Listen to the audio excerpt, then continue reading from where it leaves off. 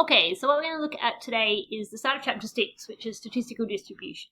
So with statistical distributions, a couple of little notation stuff that we go through first. So firstly, a probability distribution is just a way that we show representing all the events that can possibly occur for a certain all the outcomes that can occur for a certain event, which firstly has to be random, so they can't be dependent on each other, or they can't have any kind of impact which is going to affect the probability. It's got to be a random event. And then secondly, you're looking at all the possible things that can occur. Okay, it's just a way of showing all those probabilities in a nice kind of organized way. So your notation bit is, when we're writing a probability distribution, we use this P of x equals x to write probability. So for example, the probability where x is equal to heads for tossing a coin is 1/2.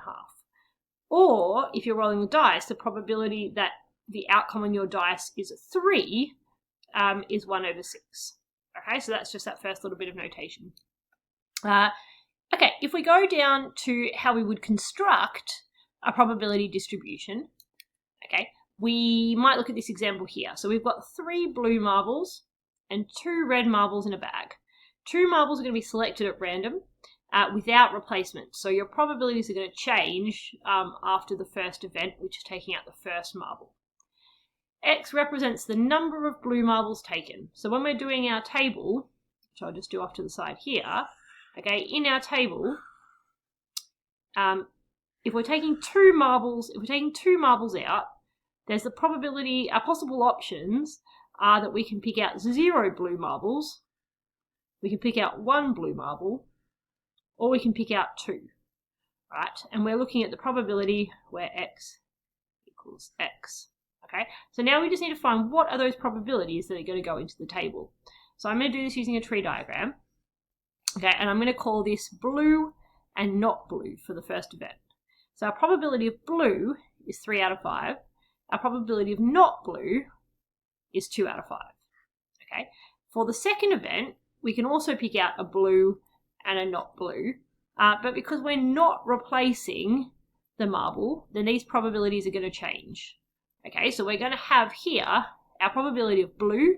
Instead of being 3 out of 5, we've only got 2 left, and there's 4 marbles in total, so our probability is going to be 1/2. Our probability of not blue is also going to be 1/2. Our probability of blue, if we've got 2 out of 5 left, there's still 3, so it's going to be 3 out of 4, and not blue, 1 out of 4. Okay.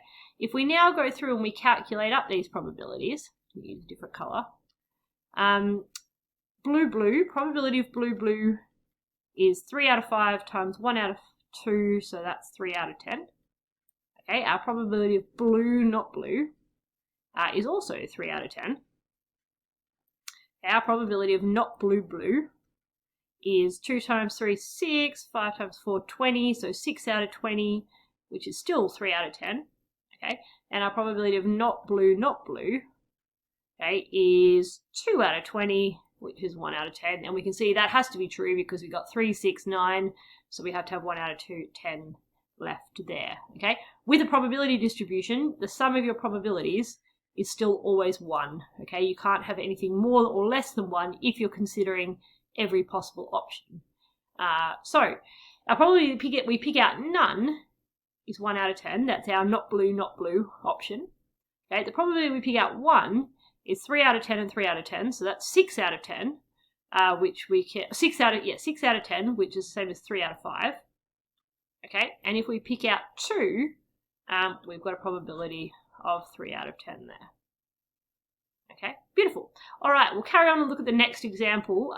There's meant to be a table in there, but I've drawn it up for you to have a look at. So here's your table. If you need to pause the video and draw that in quickly, now is your opportunity. Okay, so we've got a probability distribution of the random variable t shown above. So we want to find what is c? Okay, so c is our probability that t is equal to 3. Okay, and we know all our probabilities have to sum to 1. So we've got 1/3 plus 5/12 plus c plus 1/24, that's equal to 1. Okay, so if we look at making common denominators, 1/3, if we make that out of 24, we're going to have 8 out of 24 plus 10 out of 24 plus C plus 1 out of 24 equals to 1.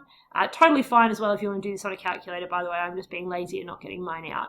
So 8 and 10 is 18, 1 is 19, so C plus 19 out of 24 equals to, I'm just going to change that to 24 over 24. Okay, so therefore C, 24 minus 19 is 5, so we have 5 out of 24 for C. Okay, so that should be C there. Alright, for the second part, we're looking at the probability where T is less than or equal to 3. Okay, so if we're looking at less than or equal to 3, that's the sum of all of these three parts here. So again, that's going to be 8 out of 24 plus 10 out of 24 plus 5 out of 24. Okay, which all of those together are going to add up to 23 out of 24.